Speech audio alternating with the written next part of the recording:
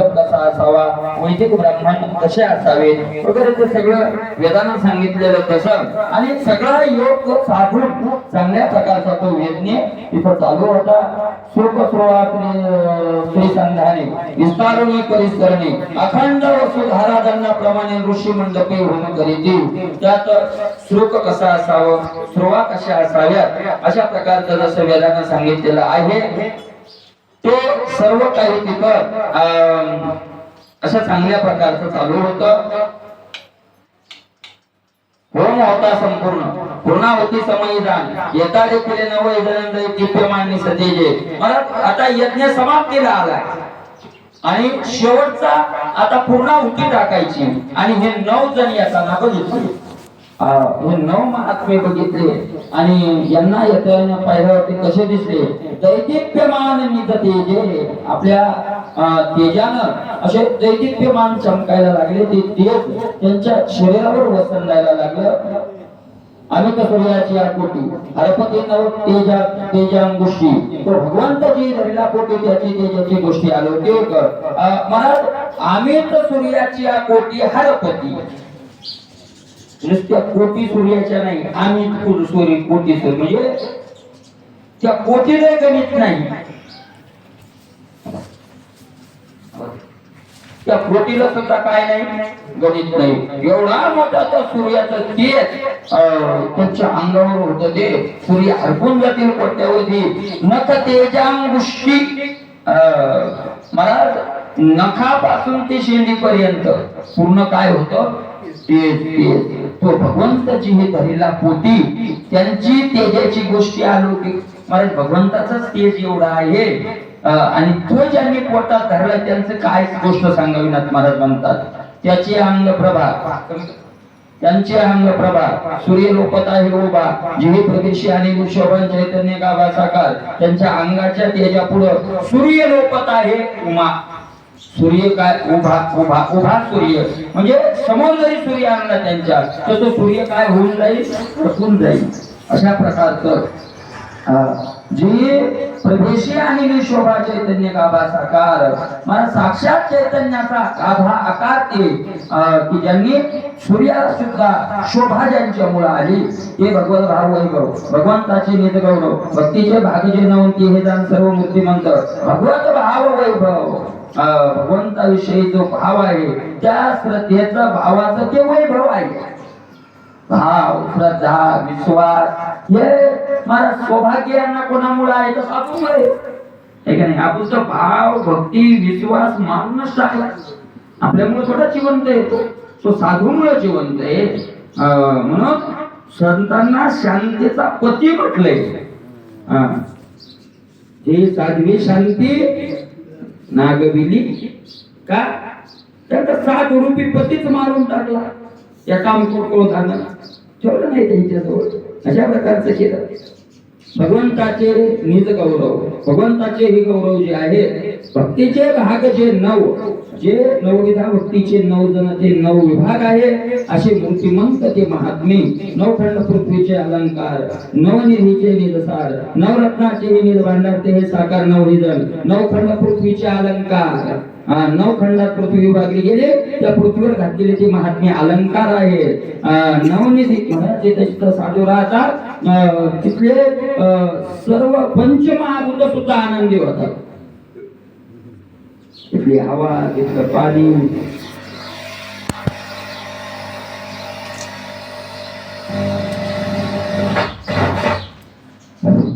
तिथली हवा तिथलं पाणी तिथला वायू सगळे काय होतात अनंती होतात.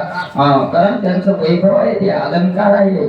नव हे नारायण नवरत्नाचे निज भांडार 9 रत्नाचं ते मूळचं भांडार आहे. आणि असे साकार 9 जण तिथे 9 हे नारायण स्वयं प्रगटले आपण 9 हे नृसिंह आनंद दिव्यमान पयारे 9 नारायण स्वतः साक्षात असे प्रगटावे असे ते प्रगटले. 9 हे नृसिंह भगवंतासारखे दैदिप्यमान तिथे आलेले आहे. आव्हानी तिन्ही अग्नी उभे दिले त्याचे देखोनी हे भागवती देखील गुरु दिशेना आव्हानी तिन्ही अग्नी.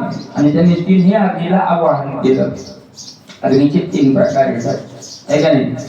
प्रलयाग्नी वडवाग्नी आणि दावाग्नी. आहे का नाही? प्रलयाच्या वेळेला समुद्राच्या पोटात जो राहतो, प्रलयाच्या वेळेला जो दैदिप्यमान होतो त्याला प्रलयाग्नी म्हणतात, आहे का नाही? जंगलाला जावतो त्याला वडवाग्नी म्हणतात, आहे का नाही? आणि दावाग्नी माऊली ज्ञानोबांनी तिन्ही अग्नीचं उदाहरण म्हणून दिले. कुठं? ज्ञानेश्वरीमध्ये. किती आहे?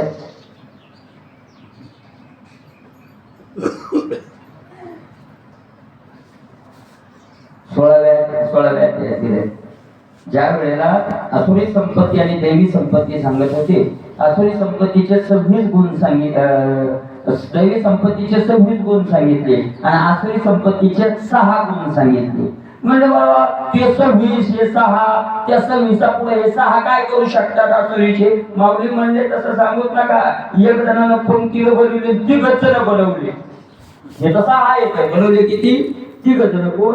वडवाग्नी, दावाग्नी आणि प्रलयाग्नी. अरे विश्व त्यांच्या पहिल्याच घासाला पुरत नाही.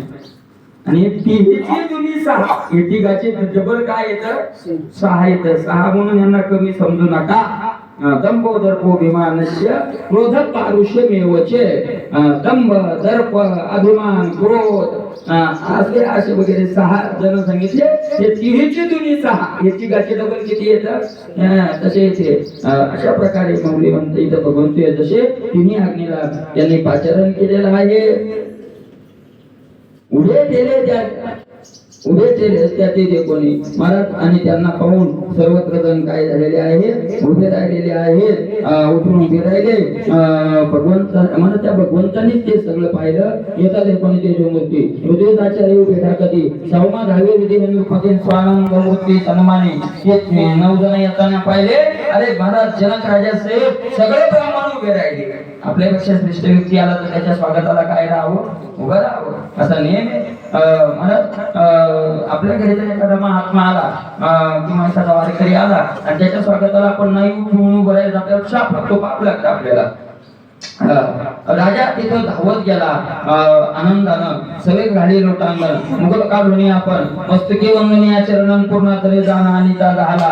राजानं काय केलं? लोटांगण घातलं, आपल्या डोक्यावरचा मुकुट काढला आणि महाराज त्यांच्या मस्तकावर आपलं डोकं ठेवलं, पायावर डोकं ठेवलं, आपलं मस्तक त्यांच्या चरणावर ठेवलं आणि आदरानं त्यांना काय केलं? आपल्या तिथे यज्ञ तिथे घेऊन आले. त्याचे घालून भगवतपर विद्या आल्हाद कोर त्याचे पूजेशी अत्यादरम स्वयं सादर पै झाला. महाराज भगवतपर त्याचे जाणून हे भगवत परायण झालेले आहेत, आहे का नाही? असा पाहून जनकाला खूप आनंद झाला. कारण एका साधूला एक साधू भेटला तर काय होत असतो? आनंद होतो, आहे का नाही? त्यांचं पूजन वगैरे करून 9 जण निधहृदयचे ब्रह्मज्ञान परिपाके प्रकाशने पूर्ण तेच निदांगा मंडन इतर भूषण त्या नाही. महाराज त्यांनी अंगावर अलंकार घातलेले होते. साधूच्या अंगावर अलंकार असतात, पण म्हणते साधूच्या अंगावर अलंकार नाही. साधूच्या अंगावर अलंकार असतात. कोणते अलंकार असतात? निधहृदयचे ब्रह्मज्ञान. हृदयात ब्रह्मज्ञान शोभलं हे साधूचे काय आहे? यालो सर्व सुखाचा अलंकार लिहालो. हा अलंकार आहे महाराज त्यांचा. तो साधूचा सोना हा अलंकार नाही, साधूचा थोडा अलंकार येतो, ठीक आहे नाही? परिपाके प्रकाशने पूर्ण त्या आतल्या ब्रह्मज्ञानाच्या परिपाकाने ते प्रकाशित झालेले तेच निजांगा मंडळ आणि तेच बाई हांगाचं त्यांचं काय आहे? भूषण आहे. इतर भूषण त्या नाही आणि दुसरं भूषण ते घालतही नाही आणि दुसरं त्यांना भूषण वाटतही नाही.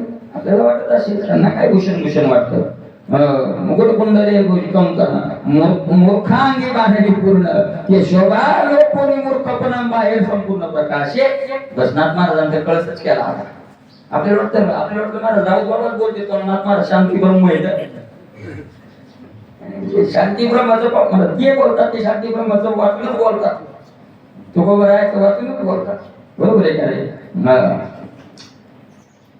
मुकुट कुंडल हे कंकण, डोक्यात मुकुट, कानात कुंडल, हातात सोन्याचे कंकण, आहे का नाही? हे अलंकार बांधतात अंगावर. काय फायदा आहे? पुन्हा अंगी मूर्खा अंगी बांधली पूर्ण मूर्खा अंगी बांधली. शोभा येण्यासाठी असतात, ते सुंदर दिसण्यासाठी. नाथ महाराज म्हणतात तो मूर्ख काय झालं, ते शोभालोपणी मूर्खपणा बाहेर संपूर्ण प्रकाश. त्या अलंकारण मूर्खपणा झाकत असतो का?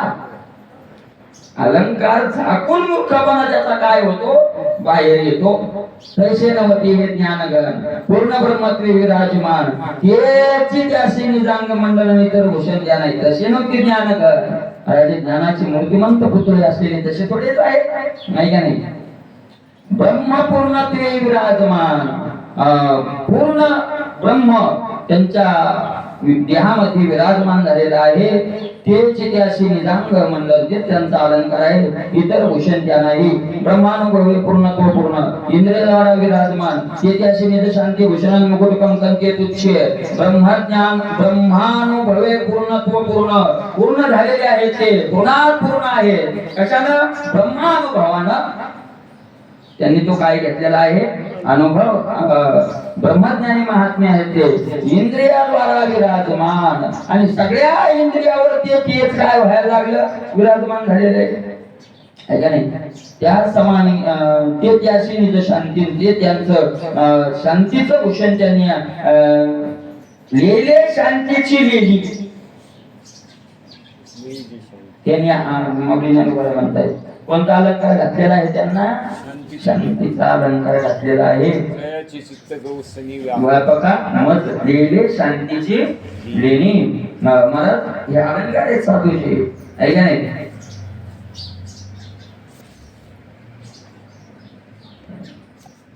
मुकुट कंकण के तुच्छ, मग बाकीचे अलंकार त्यांच्या पुढे काय आहे, तुच्छ आहे. मागावा कानिले संकाली त्या समान की आली, ऐसा विचारता परिपाकन त्या या वेगळी दिशेला. तुम्ही समाग तुम्ही संकाधिकाचं वर्णन केलं, आता या 9 जणांचं वर्णन करायला लागले. मग ते संकाधी श्रेष्ठ का हे 9 जण श्रेष्ठ?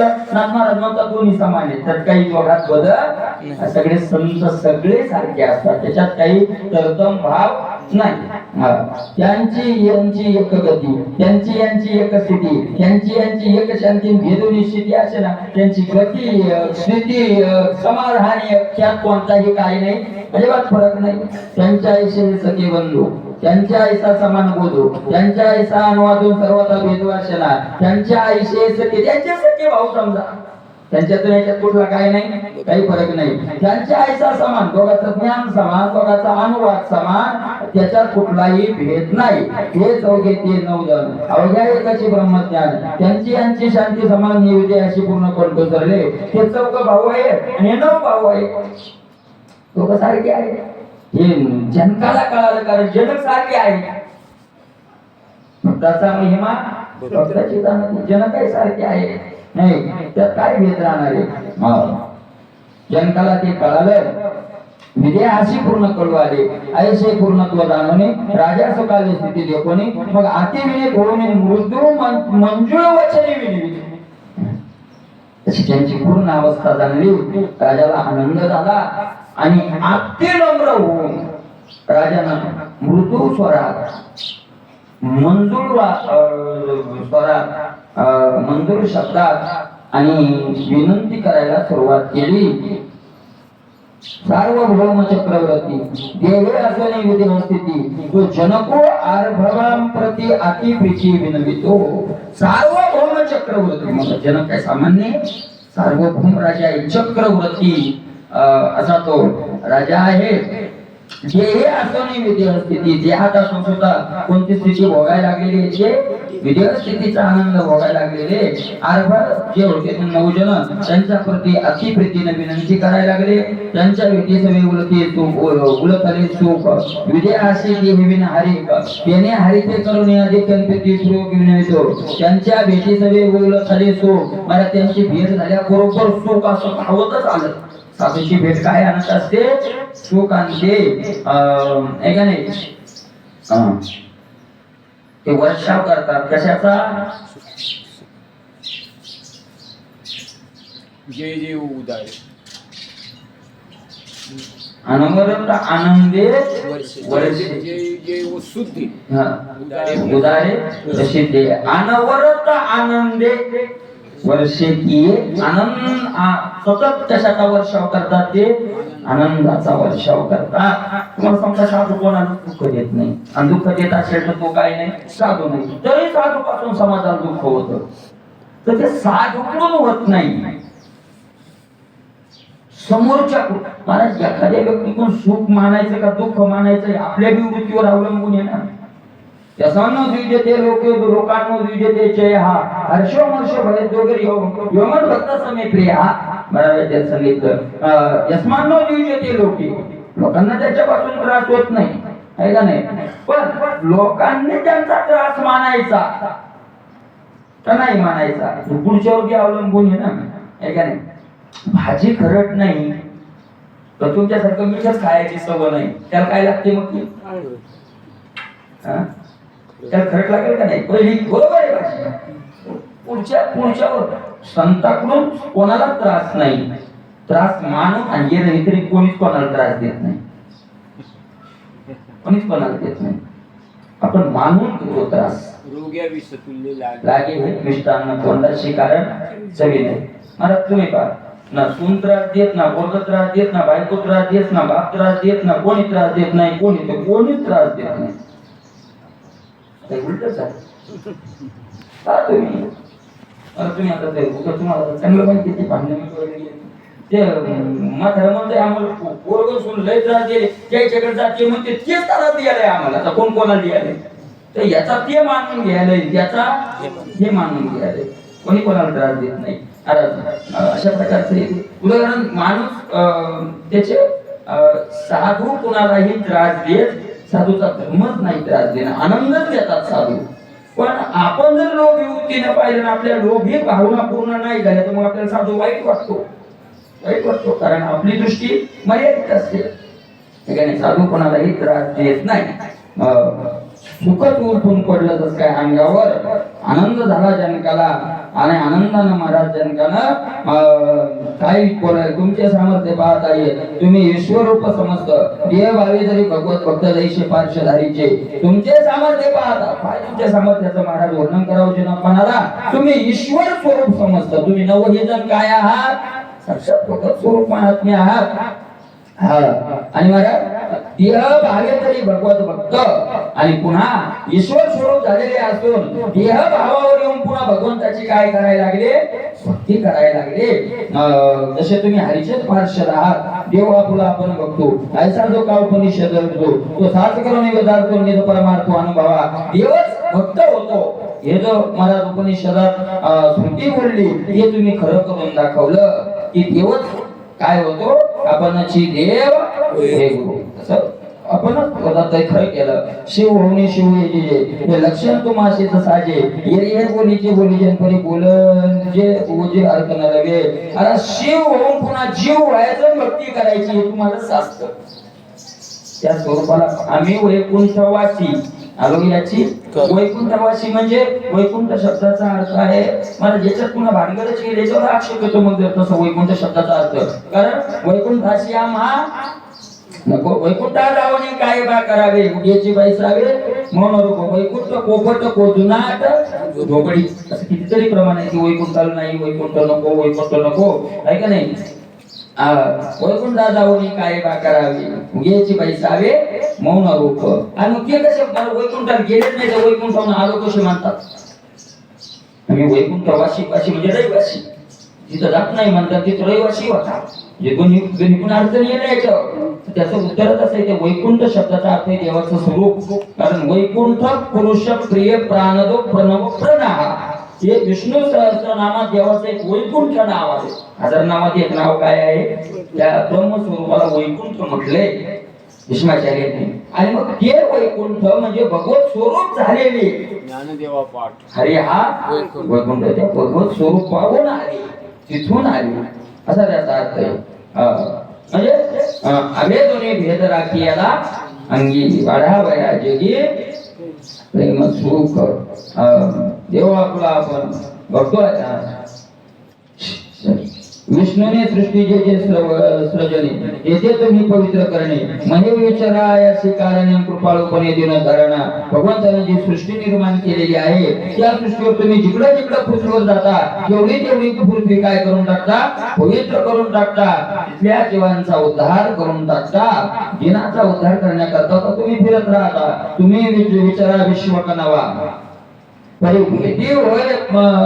परिभेटी होय प्राप्ती तेव्हा आजी रात्री तुमची सेवा उद्भट दैवा फिरवणी तर तुम्ही तर पृथ्वीवर फिरता जगाचा उद्धार करण्याकरता विश्वोद्धारा करता तुम्ही फिरत राहता पण तुमची भेटी प्राप्ती केव्हा तुमची भेट लगेच होत नाही ना साधू गुणी आजही नाही भेटीची अडचणी परत साधूची भेट दुर्लभ सांगितली ते साधू नाही म्हणून नाही साधू भेटीचा अधिकार दुर्लभ कारण अधिकाराशिवाय साधूची काय होत नाही भेट होत नाही साधू सण जेवू आपण साधू सण राहू आपण पण अधिकाराशिवाय साधूची काय होत नाही भेट होत नाही साधूला साधू म्हणून मानण्याकरता काय लागतो अधिकार लागतो आणि त्या अधिकारामुळे भानगडे अधिकार आज मात्र माझं ते भाग्य उदयाला आलं आजी माझे धन्य दैव आजी माझे धन्य वैभव आजी धन्य मी सर्वांनी हे चरण पूर्ण पावलो धन्य माझे दैव आज माझं भाग्य धन्य आहे आज मी धन्य माझं वैभव आहे आज मी सर्व धन्य आहे माझं सर्व धन्य धन्य काळ भेटी अशा प्रकारचं सर्व धन्य आहे सकल देहा माझी पाहो अति दुर्लभ मनुष्य देह त्याच्या प्राप्तीचा संभव तो अभिप्राव अति दुर्लभ सकल देहा माझी पाहो अति दुर्लभ मनुष्य देह सगळ्यात देहा दुर्लभ देह कोणता आहे मनुष्य देह आहे ते श्लोकाचा विस्तार आहे दुर्लभ मनुष्य देह होती नाम क्षणभंगुरा तत्रापि दुर्लभम मन्ये वैकुंठ प्रिय दर्शनम आहे का नाही सगळ्यात मानव देह दुर्लभ आहे सगळ्यात देहा जिथं ते दुर्लभ नाही ते मिळतातच खंतित ये न करा होणे गाढव उतरा खंतित ये न करा आहे का नाही तुका म्हणे पुढे आईसे जन्म तुका म्हणे सुकरा आईसे असे प्रमाण जन्म सरीशे पुढे पुढे आईशी जन्म सरीशी सुकरायचे असे जन्म पुन्हा काय होणार आहेत आपल्याला पण हा पुढे टाकायचा जन्मायचा श्रम वारायचा म्हणून सर्व काही फिरून आईशी सोय बाबा म्हणतात सगळी सोय लागली आपली आता सोय लागली सगळी आईशी सोय लागली काय सोय लागायची राहील मला आता खायापुरतं दिलंय देवानं घर दिलंय मानव दिलाय आयुष्य आता किती पुढे सांगता येत नाही पण आता आज यश वसाल तर आहे आईशी सोय लागली आहे फिरवू नये बरं आता तुम्ही विचार करा आपण इथं सगळे माझ्या सगळं तुम्ही सगळे आपण आता रात्रंदिवस प्रयत्न केले तरी करोडपती होऊ शकतो का झोपलो आपण रात्रंदिवस झोपलोच नाही झोपच जिंकली आपण रात्रंदिवस बेजार झालो आता इतक्या लोक नाही झालो आता तरी आपण 3-4 मजले पण बंगले बांधू शकतो का नाही मग आता असं सोडून द्यायचे आता होतच नाही मला जिथं होत नाही तिथं तर टाकून दिलं पाहिजे माणसं काय म्हणते तर तुम्ही नर्मदा तरी कमी देईल घर तुम्हाला त्या पुढच्या गावाला जायचंय पण आता होतच नाही मग माणसं काय म्हणते करा मुक्काम जावं तिकडे ही जाणं होत नाही मुसलमान काही करता नाही करता हे राहण होत नाही केरी होत नाही मग याचा काऊन करायली ये तर उद्या येणंच लागतंय मग आता याच्यापेक्षा काय करा द्या सोडून होत नाही म्हणजे आता काय करा बंद करा होत नाही म्हणजे बंद करा डॉक्टर सुद्धा म्हणते आता तुम्ही काय करा आता पैसे घालू नका म्हणजे ठोगी केल्यावर म्हणते ती सगळं कागद केल्यावर पण म्हणतेच ना की आता पैसे घालू नका आता तुम्ही खाऊ पिऊ घाला आणि बेजार होऊ नका यांना काय करा आता घरी घ्या बरोबर आहे आता काही खाऊ द्या आता काही खाऊ द्या आता किती तळमळ केली आपण आता एकच फक्त तळमळ आणि ती पूर्व संस्कार आहे ते संस्कार तळमळ सोडू दे वाहिल्या उद्वे कशी एवढं ठीक आहे मला आता तर म्हणत असं वाटतं बरं का आपण या जागेवर आलो आता की आता संचिताचंही काही चालत नाही मिळालेल्या सारखं कोण का ते आणायला काय चालणार आहे संचिताचं बेजार करून गेला किती बेजार केलं तर आता भोगणार आहेत आपण कशाशी युद्ध करणार आहे तारुण्यात संचिताशी युद्ध करतो आपण प्रारब्धाशी काय करताय प्रारब्ध लात मारीन तिथं पाणी काढीन आता पाणी नाही काढीन आता लाट मोडत लाखवारी तिथं लातच मोठं पण या आता इथं तरी आपल्याला खरंच मला ऐशी सोय लागली आहे. आता सगळं झालंय, आता आपण करोडपती होणार नाही, आपण काही आता काही करू शकत नाही आणि म्हणून आता पण आता एक करू शकतो आपण, विठोबार कुमारी जय जय विठोबार कुमारी. खरंच करू शकत नाही का? करू शकतो पण आपल्याला अधिकार नाही तो बोलायचा. सुकृत दुष्कृत प्राप्तीचा प्राप्ती संभव तो अभिप्राव अतिरोग. मनुष्य देहाच्या प्राप्तीला जे साहित्य लागतं खूप कठीण आहे. कारण पाप पुण्य काय व्हावं लागतं, समान व्हावं लागतं. म्हणजे महत् कर्म, मला ते कर्म खूप कठीण आहे की मनुष्य देह मिळण्याचं. सुकृत दुष्कृत समान समी तय पावी जे कर्मभूमी तयची जे पडे विषमे तय स्वर्गगामी की अकानर की.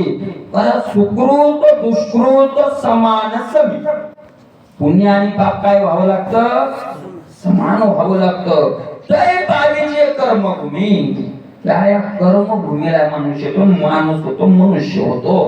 आणि काय गुणात महाराज म्हणतात, त्या मनुष्य देहात जर विषम कर्म केलं, अनुकूल नाही प्रतिकूल निषिद्ध कर्म केलं किंवा पुण्य केलं पण भगवत प्राप्तीचं पुण्य नाही केलं तर काय होतं, तर स्वर्गगामी का नरकी, स्वर्गात जाऊ किंवा नरकात जाऊ. कुठं जाणार, स्वर्गात गेला तरी मला स्वर्गापेक्षा नरक चांगला आहे.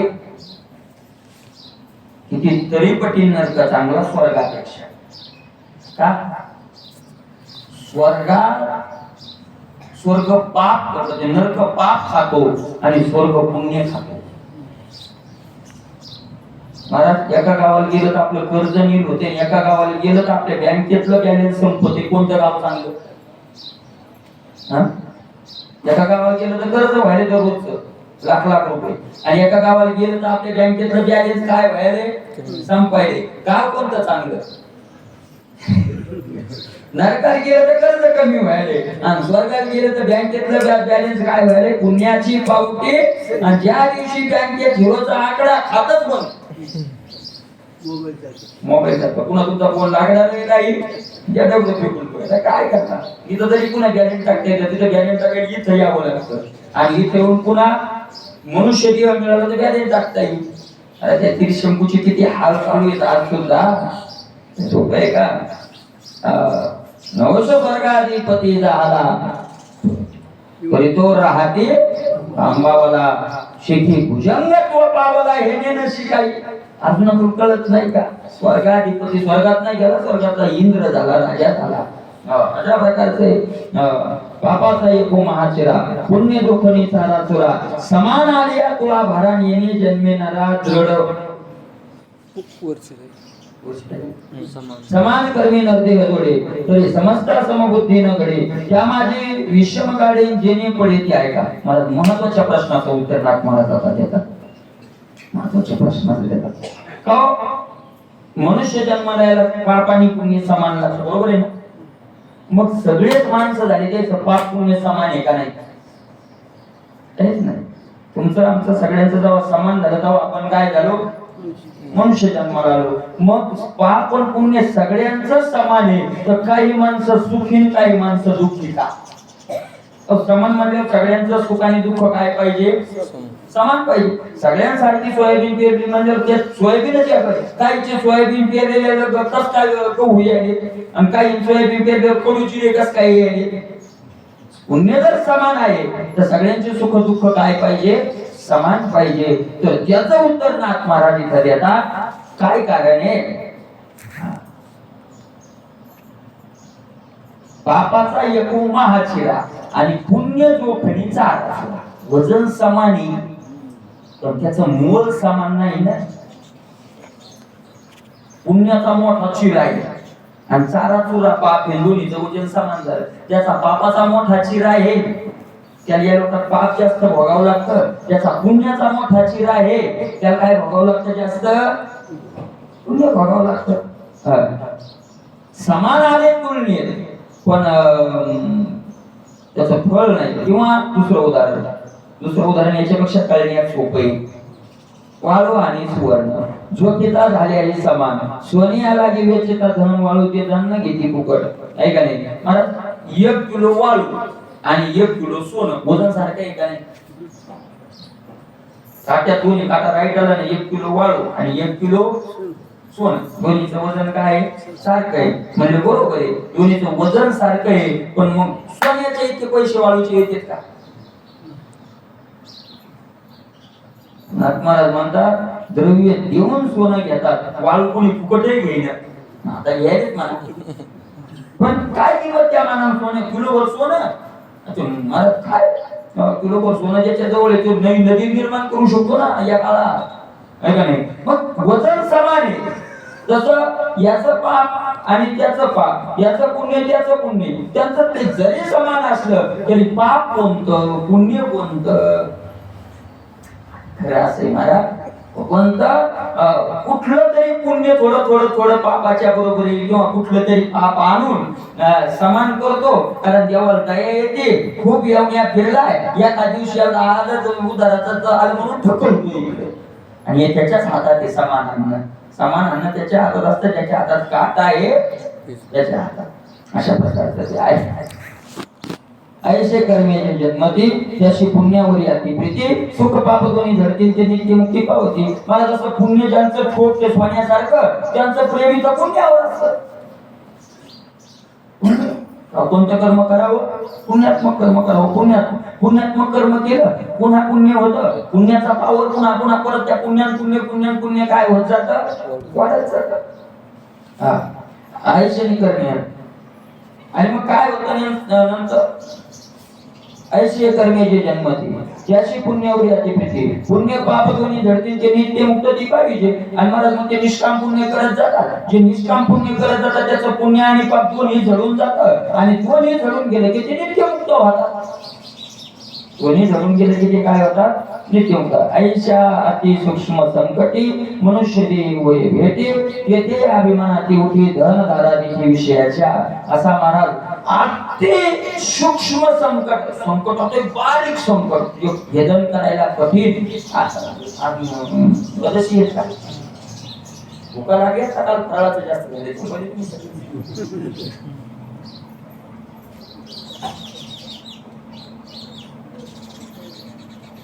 मनुष्य देही वैभवी. आणि मला एवढा मोठा मानव देह एवढ्या संकटातून मिळाला, कितीतरी उन्हीनंतर मिळाला, तिथे अभिमान उठी. आणि तिथे कशाने जागा व्हावं? अभिमानात जागा व्हावं, अभिमानात जागा व्हावं. आणि काय करावं? कशाचा अभिमान? धन दारा यांचा काय आहे? कुणाला धनाचा अभिमान, कुणाला मानाचा अभिमान, कुणाला मुलांचा अभिमान, कुणाला पत्नीचा अभिमान, कुणाला देहाचा अभिमान, आणि कुणाला मूर्खपणाचा अभिमान. काहीच नाही, फक्त अभिमान. कशाचा? देहाचा अभिमान. देहाचा काय अभिमान धरावा? काय अभिमान? कशाचाही काय माणसाला आपल्यासारख्याला कशाचाही अभिमान, कशाचाही अभिमान. अभिमान अभिमान अभिमान नाश करून टाकला मनुष्य देहाचा. मनुष्य देहीचे आयुष्य विषय सायास करती कैसे, अमृत घेऊन हे जैसे धान्य सावकाशे मृगजळ. महाराज मनुष्य देहाला येऊन विषयाचे सायास करतात. सायास करशे प्रपंच देण्याचे सायास करतात. ते सायास करणं त्यांचं कसं आहे? अमृत दिलंय, अमृत दिलंय, आणि काय घेतलं? मृगजळ. अमृताच्या बदल्यात काय घ्यावं? मृगजळ घ्यावं. मृगजळ. गंधर्व नगरीची खाणी तुम्हाला सांगा, साधन अंधारातच करावं लागतं. आणि साधकाला साधन काय दिसतंय महाराज? पुढं काय? पुढं समक्ष साक्ष्य दिसणारे विषय दिसतात ना आपल्याला सगळे विषय. शास्त्र बाजूला ठेवा, शास्त्र आहे विषय म्हणते का नाही म्हणते का, कोणाला दिसते तर कसे दिसते तर विचार सगळं घेतात, ते सगळं बाजूला ठेवा. आपला अनुभव घ्या. आपल्याला विषय समक्ष दिसतात का नाही? त्यांना संसार वाढायला, घर बांधणं चालले, गाड्या घ्यायला चालल्या, ते दिसतंय ना सगळं. म्हणजे प्रत्यक्ष विषयाला लात मारायची आणि एकांतात जाऊन न दिसणाऱ्यासाठी विठ्ठल म्हणायचं. सोपं आहे काय? काय दिसतंय बरं? दिवसभर काम केलं तर संध्याकाळी मजुरा 500 यायला जाऊ दिसायले ना. सुरुवातून काय मिळालं दिवसभर भजन करत ग्रंथ वाचित बसा, संध्याकाळी काय मिळालं आणि कशी घ्यायची भाकरी द्यायची, त्या 500 आणून देतो. पण काय दिसले म्हणजे साधन कशात करावं लागतं, अंधारातच करावं लागतं. व काही दिसत नाही, काही दिसत नाही पुढं, मग अंधारात करावं लागतं. मग का करतात, तर त्याला संतांचे ग्रंथ बळ देतात. त्याला बळ कुठून मिळतं, संतांच्या ग्रंथावर, संतांच्या ग्रंथापासून त्याला बळ मिळतं. संतांचे ग्रंथ त्याला काय मोबाईल, संतांचे ग्रंथ त्याला काय देतात, बळ देतात, बळ. मला ग्रंथ जर नसते सहकार्याला तर साधं टाकून काय घडलं नसतं, साधनच घडलं नसतं.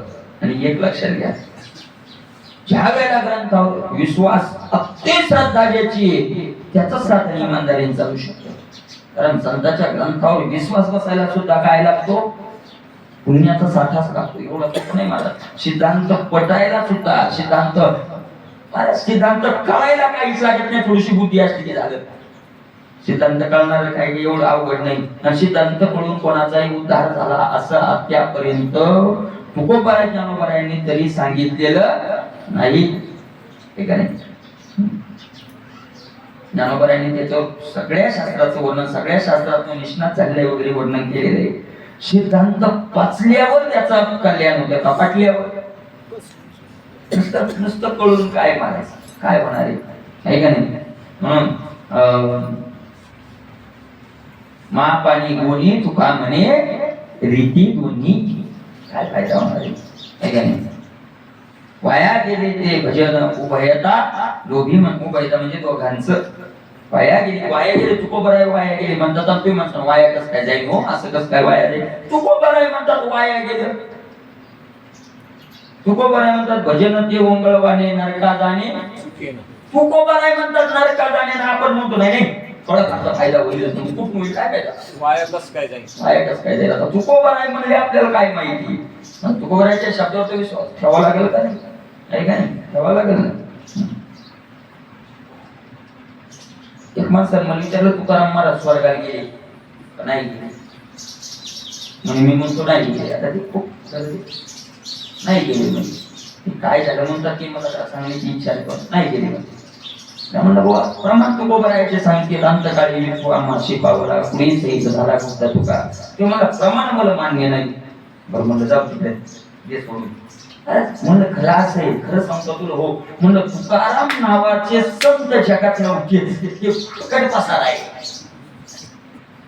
तुकाराम म्हणून कोणी संत जन्माला आलेलेच नव्हते. म्हणलं फसवा फसवी केली लोकांना, लागले वरवरच सांगायला. ते म्हणे असं कसं काय बोलता, म्हणे गाथात सांगितलं तुकाराम महाराज होते. मी म्हणतो गाथा तुकाराम महाराज होते हे मान्य, म्हणजे अर्धा गाथा मानितो आणि अर्धा मानित नाही. त्या बापान शास्त्र पाहिले कोणी बात हे खरंच आहे. अरे तुकाराम महाराज तुला पाहिले नाही, मी पाहिले नाही, पण तुकोबाराय होते, देऊचे होते, ते भंडाऱ्यावर जात होते, ते संत होते. हे कुठून मानतोय आपण, गाथ्यातून. आणि मग त्याच गाथ्यात लिहिलंय ना कुणी सहित झाला फक्त तुका, हे का नाही मानत. म्हणजे एक मानायचं आणि एक म्हणजे आपल्या फायद्याचं, आपला धंदा कसा आहे आपल्या फायद्याचं तेवढं मानायचं, आपल्या विरोधात गेलं की टाळायचं, नाही मानायचं. कसं आहे का नाही. म्हणून ते सांगतायत नाथ महाराज की त्याला मृगजल घेतलं आणि काय देऊन अमृत देऊन घेतलं, अशा प्रकारचे सांगतायत. गंधर्व नगरीची ठाणी येतरी देऊनी चिंतामणी, तैशी लटकिया लागी आटणी विषय साधनी नरद्या. महाराज त्यानं कसं त्याला विषयाचा यादी हात विषय भोगले, विषयासाठी सायास केले, खटाटोप केला. त्याचं उदाहरण नाथ महाराज सांगतात. एका जवळ महाराज चिंतामणी होता, चिंतामणी नावाचा मणी, चिंतामणी दे चिंतिल्या अर्थात चिंतामणी होता. आता त्यानं विचार केला मणी काय उपयोगाचा, आपण गाव चिकत घेऊ, घर नाही गाव चिकत घेऊ मानला. आणि मग त्यानं विचार पाहिला घ्यावं गाव कोणतं, शहर घ्यावं कोणतं, संभाजीनगर घ्यावं का, पुणे घ्यावं का, मुंबई घ्यावं का, हैदराबाद घ्यावं का, दिल्ली, कोणतं शहर घ्यावं, असा बाहेर कोणते विचार करू लागले. दोघं विचार करू लागले. आणि मग महाराज त्यानं दुसऱ्या दिवशी त्याच विचारात आणि दुपार झाली आणि त्या गंधर्व नगर पाहिलं. वा वा वा वा वा म्हणलं काय आपण विचार करू लागलो पृथ्वीवरचं गाव घ्यायचंच नाही. आपल्याला कोणतं नगर घ्यायचं, कोणतं नगर घ्यायचं. चुकून एक माणूस येऊ लागला, चुलचितू होता म्हणजे ते चुक्याच्यात आला. तो म्हणला पाहू त्या नगराचा मालक कोण आहे म्हणला. तो कोणता शत्रू होता. तो म्हणला मीच आहे. तुम्ही येता हो इकायचं का. तो म्हणला मग काय मी इकायसाठी वगैरे आहे काय देणार तुम्ही. तो म्हणला माझं चिंतामणी आहे. तो म्हणला मग बदला बदली करू. त्याला चिंतामणी दिला आणि काय घेतलं. गंधर्वनगर म्हणजे घोडे दिसते, चित्र घोडे दिसते, वाघ दिसते, हो मला मी तुम्ही एखाद्या वेळेस पाहते एखाद्या वेळेस होते पाहतो तुम्ही पाहतो एका मी महादेवाला पडले चालू 4 वाजता तिकडून वरून खाली निकडे बाजू मला असं वाटलं मला पहिल्या ते नगर सारखं मग शहरासारखं दिसत होतं ते गंधर्वनगर. ढगाचं नगर तयार झालेलं आणि काय देऊन घेतलं. सगळं एका जागी आले वाकडे वरले काही बिल्डिंग सारखे दिसते, काही घरासारखे दिसते, काही असे दिसते आणि ते दुखलं त्यानं. वा वा वा काय भाग्यवान म्हणजे दोघा नवरा बायको तिथंच राहायला गेले आणि दिला काय चिंतामणी. तैशी लटक्या लागे आकनी जसं खोट्यासाठी शरीर आठवलं. शरीर म्हणजे चिंतामणी हे येथे गेले नव्हे काही लंडी पण खोटे बाई. तुकोबाई म्हणतात अरे या देहातून काय काय होणार नाही. विषय साधनी नरदेहा विषयाच्या साधनात नरदेह गमावला आणि असं त्याचं झालं. तोडून कल्पतरूचे उद्यान छायाशी ते वाहून रान तेथे साक्षीपी पेरले जाणून आणून आपण विजया दिवशी तोडून कल्पतरूचे उद्यान. कल्पतरूचा बगीचा त्याच्या पूर्वजांना लावून ठेवला होता किंवा त्यानं लावला. आणि महाराज त्यानं काय केलं. त्या कल्पतरूचे झाड काय केले तोडले, दूर केले, फेकले, ते रान नांगरलं आणि महाराज मोठ्या प्रयत्नानं त्याच्यात भांग पेरली. काय म्हणला कल्पतरू या काय फळ येते. कल्पतरू काय फळ येते, फळ येते का या फळना चुंबिता फुलना तर काय फळ आहे का फुल आहे. अरे त्याची सावलीच फळम फुले. ज्याच्या खाली कल्पतरू खाली फळे येते त्याचे फळेच मागे तरी फळे येतात. त्या वेगळ्या फळाची काय करायची. तिथं जे मागाल ते त्याचं काय फळे ते त्यानं तोडून काढलं आणि तिथं काय भांग गेली. तर मला भांगीच्या गांच्या लयच भाव आहे माझा. पोलीसवाले आले धरून द्या. मग दुसरं काय होणार आहे. भांग करणार काय सत्कार होणार आहे का त्याचा. ते काय होणार आहे पोलीसवाले काल रुपी पोलीसवाले येणार आणि भांग फिरली म्हणून आपण दंड आपल्याला म्हणून ते काय करणार धरून देणार. तैसे नरदे आई नरा करीती आयुष्याचा मातेरा पूर्ण व्यवसाय शिष्णोतारा उपहास निद्रा का निंदा. तसेही येऊन नरदेहा नरा मनुष्य देहाला येऊन आयुष्याचा मातेरा करती. आयुष्याचं काय केलं मात्र कशा टाइम गेला पूर्ण शिष्णोतारा व्यवसाय किंवा उपहास कोणाची तरी छेळ निद्रा नाही तर मग निंदा. उठला की निंदा आणि निंदा करून थकला की निद्रा. अशा प्रकारचं नित्य प्रपंचाची कटकट सदा विषयाची खटपट कदा राहिल्या चोकटन सोयीच्या सारी पाठ खेळणे. नित्य प्रपंचाची कटकट चालू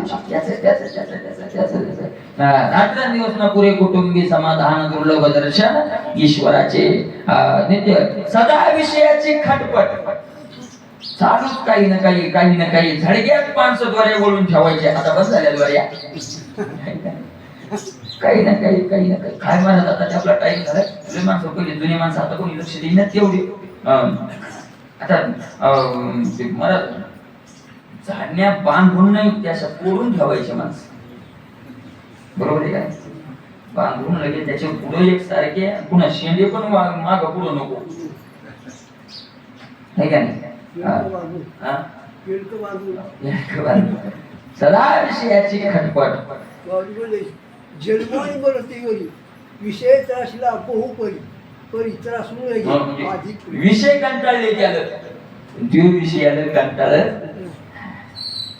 काय विषयाची खटपट कथा हारायला कधी आराम मिळाला तर मग भजन करतो का मग सारी पाठ खेळली.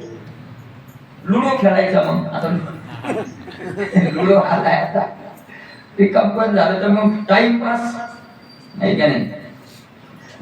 नाना विनोद तवाळे येथे विषयाची वाचाळी त्याशी जत्रा राम नामावळी पुढे जात पेळे संभावे विषय पुढे महाराज नाना विनोद तवाळे नाही काही तर मग विनोद दाजी तुम्ही भाऊजी त्याची त्यांच्या काहीच तथ्य नाही त्याची आणि त्याला काहीतरी म्हणायचं त्यांच्यावर काहीतरी म्हणायचं सतर्कता नाही हसायचं दुसरं काय असतं त्याच्यात तवाळी आहे का नाही. नित्य विषयाची वाचाळी नाही तर मग विषयाची वाचाळी मागच्या वर्षी अशी सोय नव्हती डबरा तशी होती माळाला अशी होती खाली अशी होती वरी तशी होती मागच्या वर्षी आळी होती या वर्षी नव्हती विषयाची हे वाचाळी. राम नामावळी जपता दात फुलीत पडे देवाचं नाव घ्यायचं म्हणलं की काय बसते मग दात फुलीत बसते असंभाव्य शक्यच वाटत नाही. घरात आली काम देऊन दौडे नव्हते नको सवय म्हणून देवी श्रीराम नाम उच्चारून नारदा जन नरदे अरे घरी काम देऊन आली आणि काम देऊन त्या काढून गेली आपण कोण जगूनच होत नाही मला अर्थी आपण गावाला जगवची ती पृथ्वी जगवायची ताकद तिला काय जगवायची पण जवळ ती तसा राम नामाचा उच्चारण न करता जन नाडला फसले लोक तरिताना ते अहंकार तो देहाची क्षण भंगोर देही देहवंता भाग्य तोरंजे भगवत पर भेटती. अरे या मनुष्य देहातून अहंकार करावा ज्या देहाचा अभिमान धरावा तो देह क्षण भंगोर काय करायचं काय अहंकार धरावा त्याचा महाराज या देहात राहून देहवंत जो आहे या देहात राहून कोण भाग्यवंत मोठा आहे भगवत तत्पर जो मला भाग्यवान या देहात येऊन सुद्धा की ज्याचं भगवंताच्या विषयी जो काय आहे तत्पर आहे जशी भगवत भक्तीची अति गोडी त्यावरी भगवंताची आवडी याची भेटी तै होय रोकडी जय पुण्याच्या गोडी दिसती आहे का. ज्याला महाराज जो महात्मा ज्याला भगवत भक्तीची अति गोडी आहे ज्याला भगवत भक्तीची आवड आहे भगवंत भेटला नाही अजून काय साधकाचं वर्णन आहे सिद्धाचं वर्णन नाहीये साधकावर किती महाराज प्रेम आहे ना महाराज तुको करायचा नको करायचं साधकाचं वर्णन आहे का त्यावर भगवंताची आवडी भगवंताची त्याला काय आहे आवड आहे आशाची भेट झाली की त्या वेळेला भेट होती पुण्याच्या कोडी तिष्ठती ज्यावेळेला वट्यावधी पुण्य आपल्या पुढे उभं राहतं फळ द्यायला त्यावेळेला अशा साधकाची काय होते साधकाचं वर्णन करताना तुको बराय होता तुका म्हणे मज घडो त्यांची साधकाचं वर्णन आहे गीता भागवत करीती श्रवण अखंड चिंतन हे साधकाचं ज्यांचे आवडीच्या बाबा भगवंत पालटे आला गारवा दशावताराचे शोभान झाले पद्मनाभा ज्याचे काय त्यांच्या आवडीचं महत्व सांगावं महाराज ज्यांच्या आवडीमुळं भगवंत गारभाला आला भक्ताच्या आवडीमुळे आला ना हे काय 10 अवतार भक्ताच्या आवडीमुळे झाले. ऐशे कृष्ण कृपा समारंभे जे भगवंताचे वालवे त्यांची भेटी त्याची लाभी जय भाग्य सुलभे पै होती. अरे अशा कृष्णाच्या ठिकाणी जे तत्पर आहेत अशा भगवत प्रेमी महात्म्याची किंवा भगवंताला जे महात्म्य आवडतात अशा महात्म्याची भेटी त्याच वेळेला होते ज्यावेळेला भाग्य आपलं काय होतं उदयाला येतं. कोणतं भाग्य किती पुण्य लागतं नाथमारा सांगता निष्कामता निजदृष्टी अनंत पुण्य कोट्यानुकोटी रोकड्याला भती पाठोपाठी हरिप्रियांची तय होय भेटी हरिप्रियांची. निष्काम पुण्य पाहिजे आणि निष्काम पुण्य सुद्धा निजदृष्टी पुण्य पाहिजे. ते पुण्य मिळवताना मूळ स्वरूपाची प्राप्ती होण्याच्या दृष्टीने मिळवलेलं काय पाहिजे पुण्य पाहिजे. निष्कामता निजदृष्टी असे किती पुण्य लागतं अनंत पुन्हा कोट्यान पुन्हा अनंत विशेषण कोट्यान आणि पुन्हा त्याला अनंत काय म्हणजे अनंत कोट्यान कोटी किती नाही 5 कोटी 10 कोटी असं नाही अनंत कोटी. याचा अर्थ ते पुण्य किती लागेल सांगता येत नाही. आणि पुन्हा कसं पुण्य पाहिजे उधार चालत नाही रोकड्या नगद पुण्य लागतं. आणि पुण्य पाठोवाटी म्हणजे कुठं नामस्मरणाचं पुण्य तीर्थयात्रेचं पुण्य सद्विचाराचं पुण्य असे पुण्याचे पडदेच्या पडदे तयार पुण्य लागतं.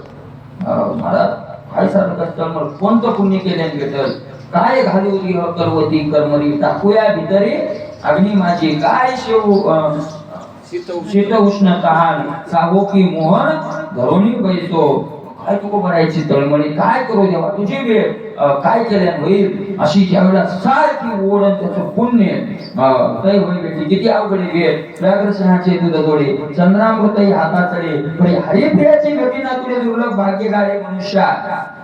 वाघाचं सिंहाचं दूध प्राप्त होईल. चंद्रामृत आपल्याला घेता येत नाही पण घेता येईल.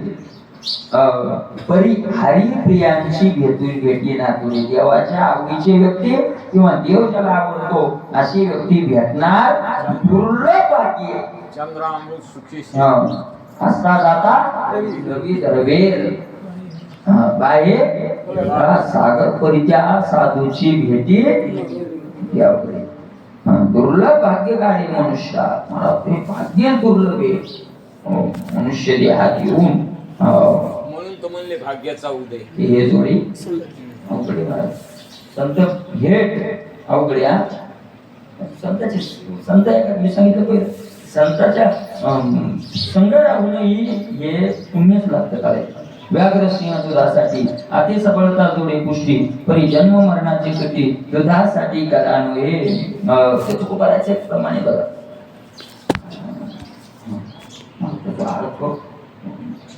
आतापर्यंत वेगळा पण त्याचा वेगळा लावलाय संत महात्मे संदारकर महाराज वगैरे. ते संगतीने होतो पंगतीचा लाभ, आशोभी अनुभव अशी जेते. याचा अर्थ असाही होतो की जशी संगत असेल तशी काय होते पंगत. पण याचा अर्थ खंडारकर महाराजांनी वेगळा लावला. संगतीने होतो पंगतीचा लाभ, अनुभव आशोभाशी येते. संताच्या संगतीत पंक्तीचाच अनुभव घेतला तर तो अनुभव आशोभनीय शोभणारा नाही. तो अनुभव शोभणारा नाही. तो अनुभव कसा आहे अशोभनीय. कारण संताच्या संगतीत पंक्तीचा लाभ एवढाच लाभ आहे का. संगतीने होतो पंगतीचा लाभ, अशोभी अनुभव. तो अनुभव कसा आहे अशोभनीय आहे, शोभणारा नाही. संगतीत राहून पंक्तीचा लाभ एवढा त्यांचा लाभच नाही असं त्यांना म्हणायचं. अशोभनीय येतो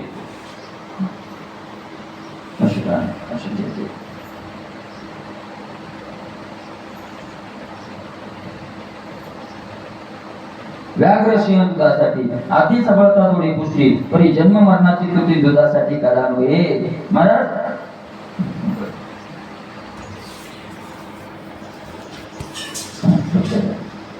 व्याघ्रसिंहाचं दूध काय होईल जोडल्या जाईल. वाघ सिंहाचं दूध वगैरे जोडल्या जाईल परंतु काय होणार नाही. साधूची भेट काय होणार नाही. अशा प्रकारची दुर्लभ काय आहे भेट आहे. महाराज त्याला परम भाग्य लागतं असं नाथ महाराज म्हणतात.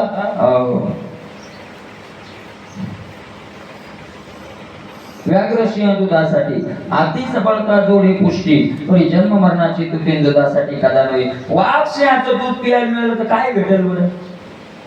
काय भेटेल काठ्या वाघाचं दूध देतो शरीरात पुष्टी. का जन्म मरणाची जन्म मरण जाईल वाघाच्या सिंहाच्या दुधाने जाणार नाही महाराज. जाणार नाही. जन्म मरणाची तुटी दुधासाठी कधीच होणार नाही. म्हणते चंद्रामृत आरोग्य तो हे नित्य रोगी मुखे चंद्राची क्षयरोगी त्याच्या अमृत निरोगी कधी केली.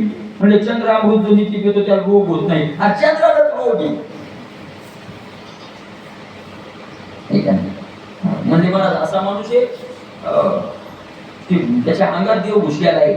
बाबा तुझ्या अंगाला देव तुको बराय म्हणतात अंगी दैवत संचरे तरी का मरती त्यांची पोरी.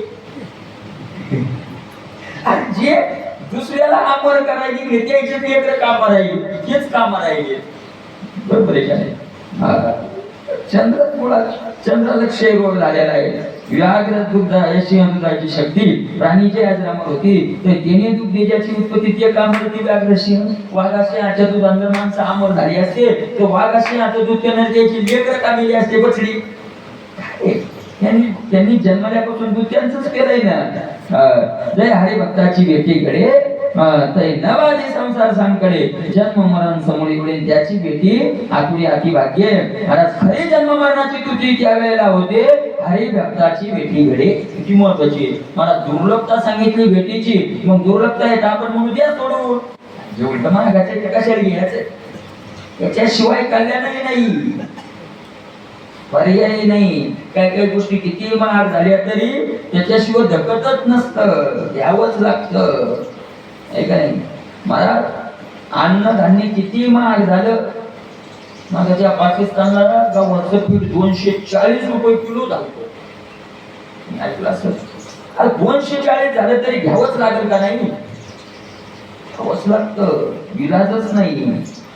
त्याच्याशिवाय जीवनाचे कल्याणच नाही. सैनबाधी संसार संकडे, संसाराचं संकट बाधा करीत नाही त्यांच्या बिलदारी की जन्म मरण समूळ उडे, जन्म मरण निघूनच जात.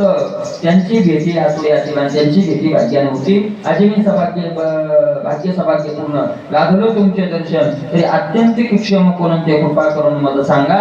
जनतानं 9 महात्म्याला सांगितलं, आज माझं भाग्य उदयाला आलं आणि मला त्या भाग्यानं मला तुमची भेट झाली, तुमचं दर्शन लाभलं. आता अत्यंतिक क्षम म्हणजे विश्रांती, आणि सगळ्यात शेवटची विश्रांती की जी विश्रांती पावल्यानंतर पुन्हा श्रांत होण्याची गरज पडणार नाही, अशी विश्रांती कशी आहे ती कृपा करून तुम्ही मला सांगा.